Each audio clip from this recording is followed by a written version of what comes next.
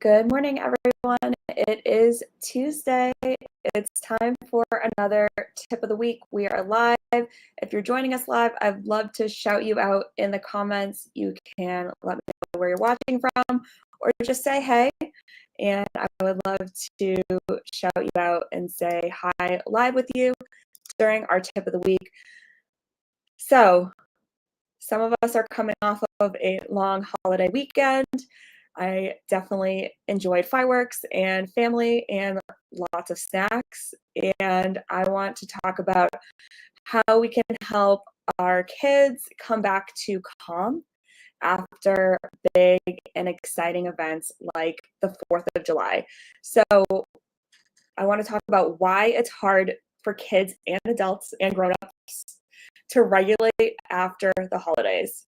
We love summer fun, we love fireworks, but that also means late bedtimes, lots of sugary treats, maybe some loud crowds, just overall changes in routine. So that can make kids and grown-ups, I always reference myself, feel overstimulated, overtired, short-tempered, emotionally drained. Even when the fun is over, our nervous system sometimes are still playing catch up. So recharge and reconnect so that they can get back to feeling safe, calm, and in control. So today's tip is we are going to work on this week creating calm routines after big events. And just like we prepare our kids before exciting holidays, we also have to help them transition out of what they have been doing and what their holidays are so that they can get back into routines and use their calming tools, and we can have check-ins with them. So here's a few ways I hope that you can support your kids this week. I want you to talk about how the busy weekend, it was exciting, it was busy, there was a lot going on. Something like we did a lot of fun things, but now our brains and our bodies need to reset. They need to recharge. So I want you to talk about normalizing that crash feeling that comes sometimes after an overstimulating day or weekend. And it helps them understand what is going on inside so that they can start identifying those emotions. Number 2, I want you to reintroduce calm down tools. So these are the same tools that they already know from school or from home or from your calm down corner.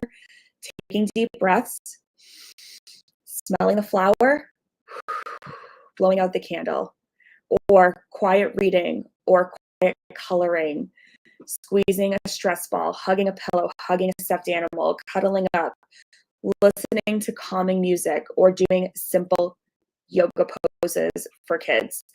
And just a reminder, if you are a Safety Up All Access member, remember, you get access to the How Am I Feeling bundle, and that has great resources like our Calm Down Strategies poster, the Breathing Techniques guide, How Am I Feeling thermometer, feelings calendar. All those things can help with this. If you're not a Safety Up member yet, you can still get our How Am I Feeling emotional well-being bundle, and I'll talk a little bit about that more at the end. But let's get back to our steps. So we're going to work on our calm down tools, and then we're going to bring back some gentle structure into our week. So we don't need to dive right back in. I hope yesterday you took it a little bit easy. We don't need to dive back into like rigid scheduling, but small anchors are going to help our day. 1, a consistent bedtime routine. So this is really important. Same time of the night, we're going to do the same things, whether that's books or quiet time or something like that. We're going to start our consistent bedtime routine again. And then in the morning, we're going to have a morning check-in. So where are our kids feeling in the morning? So you're going to use your Liliguana feelings thermometer, or you're going to use your Liliguana feelings calendar and have kids either point to how they feel or use those emotions to identify which emotion and how they're feeling that day.